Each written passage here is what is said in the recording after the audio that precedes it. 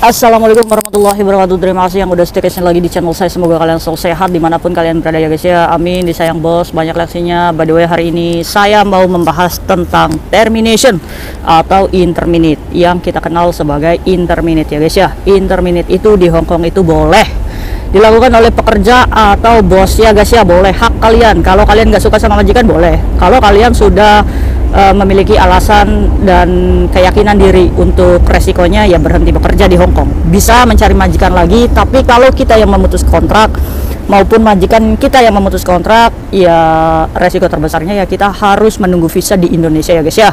Kecuali bos kita yang sudah tidak mau dengan kita dan memberikan surat bagus, itu kita boleh menunggu di Hong Kong ya guys ya. Kali ini saya akan berbagi kisah tentang salah satu PMI yang dinotis bukan keinginan dirinya sendiri dan bukan juga keinginan dari majikannya. Kok bisa dia ini dinotis guys? Kok bisa dia ini memutuskan kontrak tanpa sepengetahuannya? Gimana sih ceritanya? Yang mengirimkan surat notis ke imigrasi ternyata pihak rentenir guys, yang dia meminjam uang dengan datanya ya guys ya. Nah, dari data yang dikirimkan oleh pihak rentenir, kok bisa sih selancang itu rentenir itu mengirimkan surat notis ke imigrasi? Tujuannya apa? Ya tujuannya supaya paspor kalian yang menunggak terlalu lama di rentenir dan kalian gak bisa bayar, ya kalian harus ambil. Itu tujuannya guys ya. Kok jahat banget? Ya iya, namanya kita mengambil resiko ya dengan memberikan data kita, ya resikonya ya kita harus tanggung sendiri ya guys ya. Salah satunya ya kayak gitu. Nah, memang rentenir Hong Kong atau rentenir yang punya bos orang Hong Kong itu biasanya kalian nih, buat kalian nih yang menggadaikan paspor di rentenir ya guys ya, kalian itu pasti akan dimintai tanda tangan, ingat nggak, yang menyatakan pinjaman kalian segini, dan ada salah satu surat dimana itu adalah surat notis guys. Awas kalian jangan terjebak oleh jebakan rentenir. Makanya jangan main-main ya guys ya sama rentenir nih. Kalau kalian nggak kuat mental ya hindari lah jauh-jauh, karena resikonya ya kayak gitu. Kalian kalau nggak bisa bayar berbulan-bulan, ya surat notis itu akan terkirim ke imigrasi. Tujuannya ya kalian secepatnya membereskan dengan rentenir. Nah, PMI ini bekerja sudah cukup lama guys, 4 tahun di Hong Kong. Dia bekerja menjaga anak kecil umur 3 tahun. Majikannya masih muda, majikannya termasuknya orang kaya ya. Bos perempuannya pegawai bank dan bos laki-lakinya adalah manajer LED katanya. Jadi ya oke lah, orang kaya ya. Kalau dia berani pinjam sama bosnya aja kayaknya dikasih sih ya. Cuma karena mungkin ketakutan ya, pertama kali pengalaman dia, ya kita juga tidak bisa menyalahkan. Singkat cerita, dia membayar jasa ke rentenir sudah cukup lama, 1.200 waktu itu, pinjamnya 5.000 guys, karena memang lancar memberikan jasa, jadi diberikan besar. Nah, pada saat itu pilot guys, nggak bisa tuh namanya bayar bunga jasa 5 bulan. Singkat ceritanya 5 bulan ini nggak bisa bayar jasa, nggak bisa bayar pokok juga. Jadi akhirnya surat warning dari rentenir ini sudah terkirim sebenarnya ke majikan. Cuma karena dia ini dipercaya memegang kunci sendiri di box surat majikan, jadi ya surat itu nggak bisa langsung ke majikan, dia udah baca sendiri ya dirobek kayak gitu guys. Nah, dia ini nggak tahu nih guys, nggak berpikir panjang, nggak tahu resikonya juga kalau surat notis itu bisa dikirim oleh rentenir. Singkat cerita, jalan ke 6 bulan nunggaknya dia ke rentenir. Akhirnya pas dia bekerja lagi lap-lap meja tuh, nah pipinya ini lagi sekolah ya, kan udah sekolah ya, udah nganterin tuh, pas pulang lagi pada jam 10 majikan perempuannya ini ada di toilet guys. Ada di toilet sambil bermake up. Nah, PMI ini nih lagi ngelap-ngelap meja TV, kan dibuka tuh pintu toiletnya. Terus majikannya itu nanya, paspormu kemana? Kaget kan, kok tiba-tiba majikan tanyain paspor. Gak bisa jawab tuh, diem aja. Kenapa kamu notis? Majikannya sebenarnya nggak yakin nih kalau PMI-nya ini mau notis, karena mereka ini dalam hubungan yang baik-baik aja guys. Akhirnya kenapa kamu mau berhenti bekerja di sini? Kaget lagi kan ini PMI. Loh, orang saya nggak mau berhenti kayak gitu. Terus akhirnya PMI ini nih diem aja guys. Nah malamnya baru tuh dibicarakan. Ternyata surat balasan dari imigrasi atas notisnya PMI ini sudah dibalas sama imigrasi guys. Jadi saat surat itu sudah dibalas oleh imigrasi, berarti dia hanya memiliki waktu 14 hari untuk stay di Hong Kong. Karena apa? Karena setelah 14 hari kemudian dia adalah overstay. Ini termasuknya PMI ini beruntung guys. Majikannya ini baik kok. Akhirnya pas makan malam tuh dipanggil kan. Panggil tuh. Kamu kenapa mau keluar dari rumah ini? Kata majikannya. Saya nggak mau keluar bos, katanya kayak gitu kan. Terus loh kenapa ini surat sampai bisa nyampe, paspormu kemana? Nah saat ditanya baik-baik, yang nggak, ya mau nggak mau ya kayak kita ditodong pistol, kamu mau hidup atau mati gitu. Ya akhirnya PMI ini ngaku jujur lah sama majikannya, paspor saya digade bos, digadenya segini, sudah berapa berapa bulan kamu telat menunggak. Nah akhirnya majikan ini ngomong, kamu coba tanya sama rentenir itu berapa jumlah yang harus diambil untuk mengambil paspormu, karena kamu ini harus secepatnya mengurus ke imigrasi, kalau enggak kamu ini anak overstay. Karena majikannya juga nggak mau ngambil resiko ya guys ya, dan dia juga masih membutuhkan tenaganya dia untuk menjaga anaknya. Ya kecewa sih, kecewa majikannya ya tapi mau bagaimana lagi. Akhirnya ditanya tuh, mau nggak mau nih PMI ini menghubungi sang rentenir. Pada waktu itu kesepakatannya di angka 7.000 guys. Dari bunga di angka 7.000. Terus majikannya ngomong, kamu ini sudah masuk di lubang monster yang akan menerkam kamu. Kenapa dulu kamu itu nggak ngomong sama saya kalau kamu butuh uang? Ya namanya PMI ini salah, ya diam aja, nunduk aja tuh, dimarahin sama majikannya kayak gitu. Akhirnya tipikal majikannya ini nggak mau pusing guys, karena mungkin mereka punya uang ya, jadi nggak mau pusing. Akhirnya besok paginya majikan laki-lakinya pulang kerja, dia telepon tuh PMI yang lagi kerja tuh di atas ya. Cece, Pipi lagi ngapain katanya? Lagi main katanya kayak gitu. Ya udah, ganti bajunya Pipi tuh, terus kamu turun, saya tunggu di mobil. Udah kayak gitu.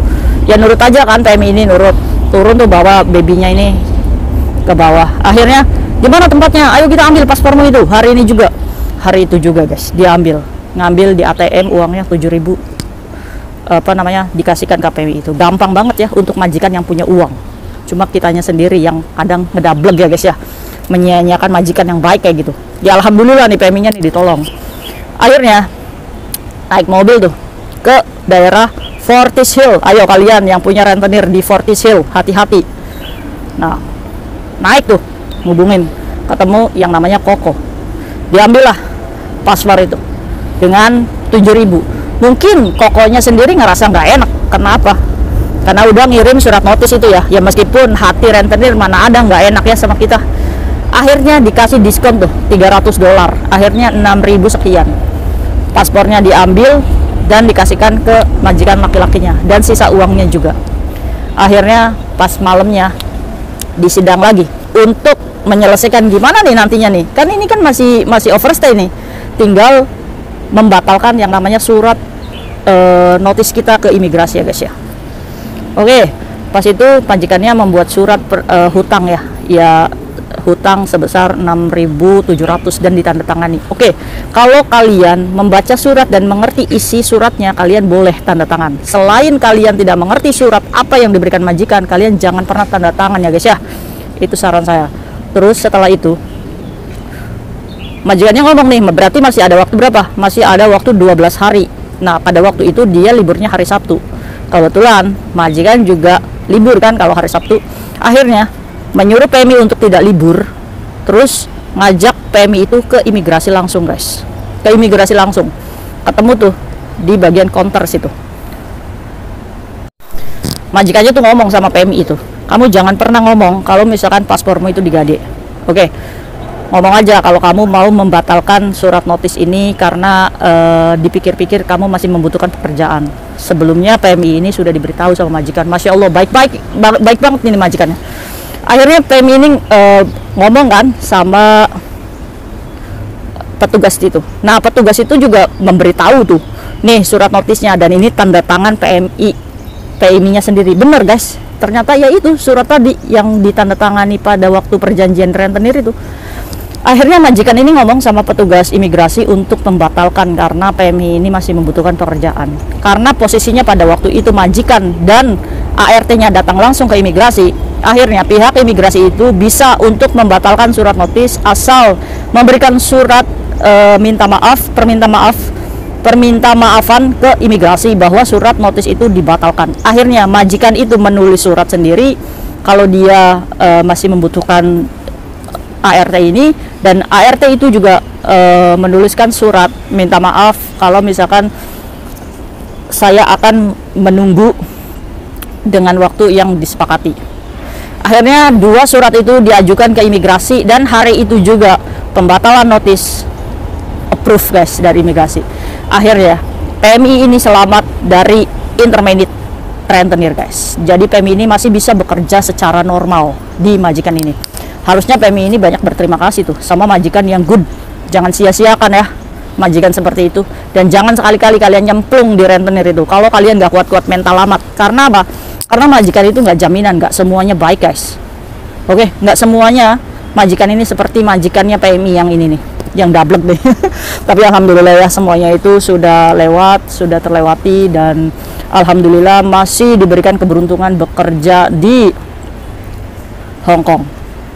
Semoga kalian mendapatkan pelajaran nih dari kasusnya ini. Oke, apa sih yang mau saya bahas dari pembahasan hari ini? Pembahasannya, bagaimana cara kita membatalkan termination kita atau surat notis kita. Apakah bisa? Kalau surat imigrasi sudah terkirim di rumah majikan, apakah surat termination itu juga bisa dibatalkan? Jawabannya bisa. Contoh kasus, kalau majikan kalian sudah menerima surat balasan dari imigrasi nih, tapi dia masih membutuhkan tenaga kamu sampai ART barunya itu datang. Kadang majikan itu kan memohon ya kepada kita, Cece, kamu tinggallah dulu sampai saya dapat pengganti kamu. Kita juga kan ngerasa nggak enak sendiri ya guys ya. Tapi gimana, surat intermediate kita sudah dikirim balasan dari imigrasi secara tidak langsung. Kita hanya memiliki waktu 14 hari aja nih di sini. Kalau enggak ya kita sendiri yang nantinya jadi overstay ya. Oke, bagaimana cara membatalkannya? Bisa dengan dua cara. Yang cara pertama, seperti yang tadi kasus tadi tuh, datang dengan majikan ke imigrasi langsung untuk sebuah pembatalan surat notis, yaitu menulis permintaan maaf dan membatalkan, cancel. Itu bisa. Atau cara yang kedua, kalian cepat-cepat menulis surat lagi ke imigrasi guys, dengan surat yang sama, surat majikan memohon maaf, bukan memohon maaf, majikan yang ini nih contoh suratnya, nanti saya kasih contoh di sini ya guys ya. Jadi majikan itu menulis surat bahwa dia masih membutuhkan ART tersebut, dan sebagai ART-nya kita juga menulis permintaan maaf di cancel karena karena masih membutuhkan waktu untuk membantu majikan ini. Boleh guys, tanda tangan dua surat itu dalam bentuk bahasa Inggris ya guys ya. Oke, dalam bentuk bahasa Inggris. Ditulis di suratnya, mohon dibalas ke alamat, ditulis alamatnya, nanti surat imigrasi itu balasnya kemana secepatnya. Apalagi kalau misalkan surat dari imigrasi itu sudah dikirim ke rumah majikan, jadi kalian harus cepat-cepat tuh kalau mau membatalkan surat notis. Jangan sampai hari ke-13 kalian mau overstay, kalian baru ngirim ke surat ke imigrasi, kan ya dong ya. Jadi cepat-cepat tuh. Tapi kalau misalkan udah mepet kayak gitu, ya jalan satu-satunya ya kalian harus bawa majikan kalian ke imigrasi langsung, biar langsung dieksekusi gitu. Oke, intinya kalian harus berpikir ulang dulu sebelum kalian benar-benar mengajukan notis ke majikan ya guys ya. Karena satu, kalian itu akan kehilangan pekerjaan kalian. Kalau kalian sudah berpikir matang, ya sudah, jalani. Oke, semoga kita selalu dalam lindungan Allah ya guys ya. Semoga informasi ini memberikan informasi yang bermanfaat untuk kita semuanya. Hati-hati, jangan stop untuk meminjam rentenir ya guys ya. Itu aja saran saya. Karena apa? Karena bermain riba itu ya menghancurkan diri kita sendiri guys. Percaya itu. Percaya rezeki berkah itu akan membuat hidup kita lebih bersyukur dan adem ya guys ya. Oke, saya mau jogging nih guys ya. See you next video. Bye bye.